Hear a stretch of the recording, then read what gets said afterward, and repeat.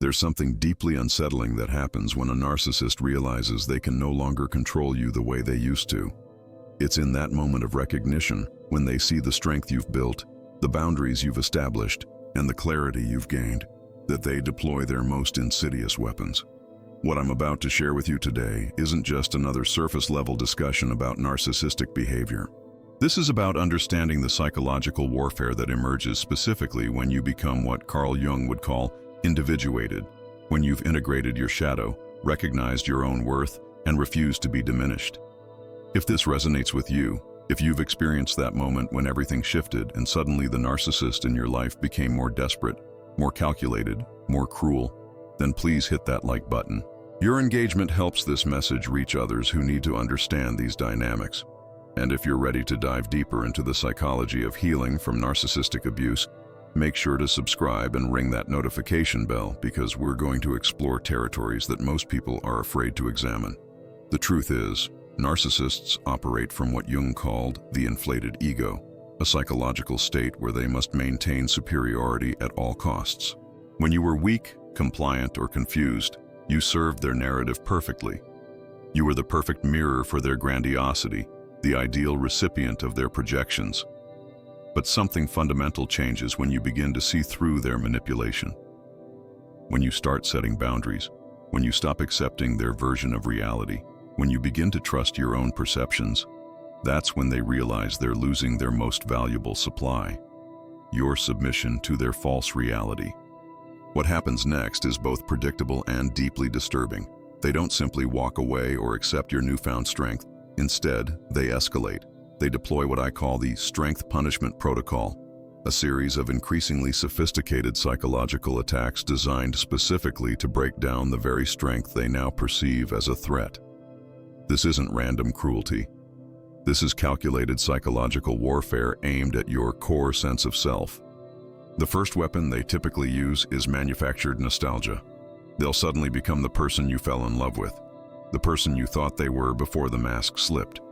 They'll reference specific memories, recreate moments of intimacy, and speak to the parts of you that still remember when things felt real between you.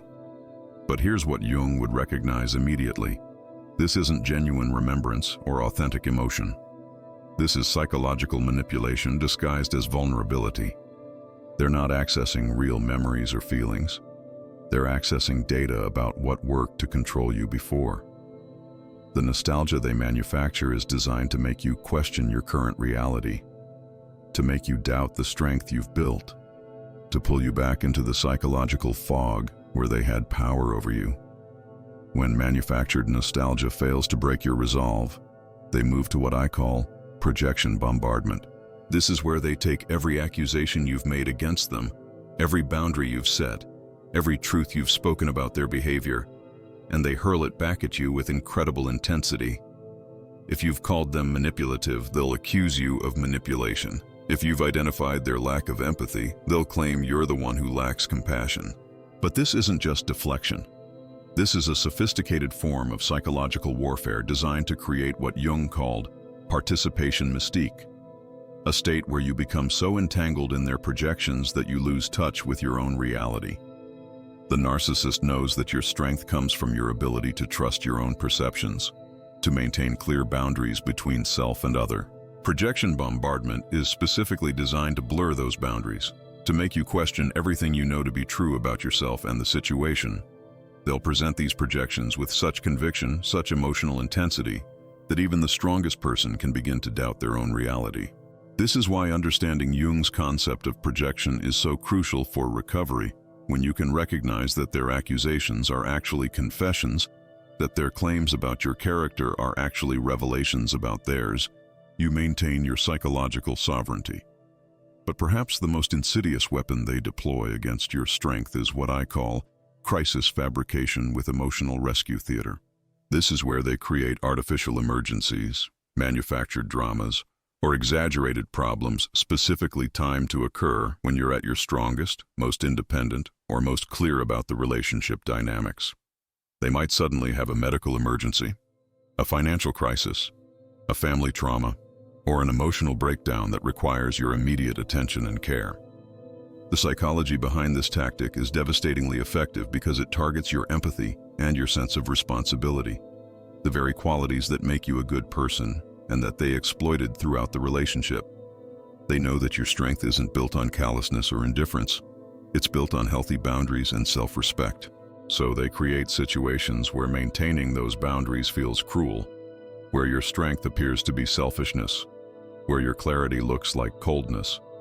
Jung would recognize this as a manipulation of what he called the caring function, the part of the psyche that feels responsible for others' well-being. The narcissist presents themselves as genuinely vulnerable, genuinely in need, genuinely changed by whatever crisis they've fabricated. They time these crises perfectly, often right after you've established a new boundary, right after you've refused their previous manipulation attempts, or right when you're feeling most confident in your decision to maintain distance from them. What makes this particularly cruel is that they're not just manipulating your compassion, they're weaponizing your healing journey against you. If you've been working on becoming more empathetic, more open, more emotionally available as part of your recovery, they'll use these improvements as entry points for renewed manipulation. If you've been learning to trust your intuition, they'll create situations where your intuition conflicts with what appears to be obvious need or genuine crisis. The fourth weapon in their arsenal against your strength is what I call systematic sabotage of support systems.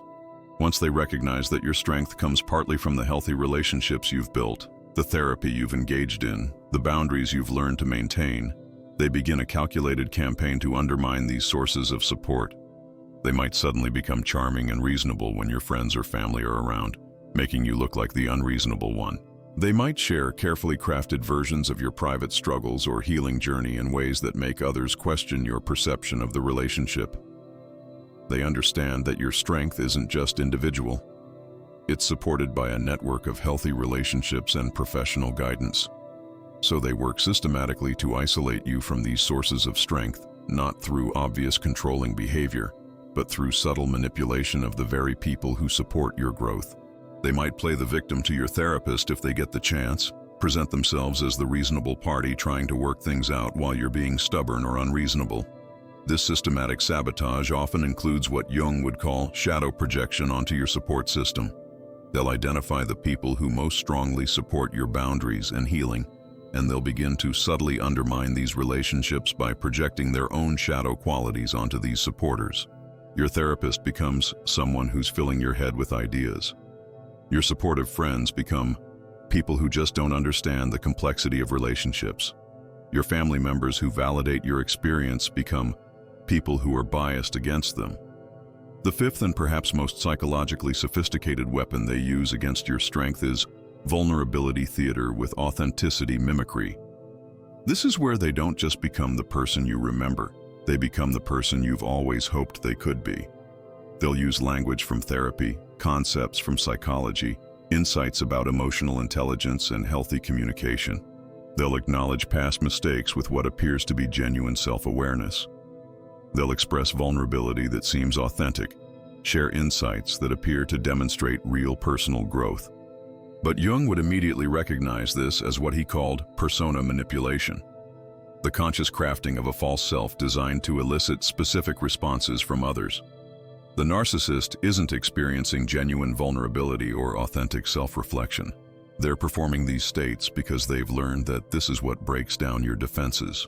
They've studied your healing journey, observed what kind of emotional authenticity you respond to, and they're now reproducing these qualities with stunning accuracy.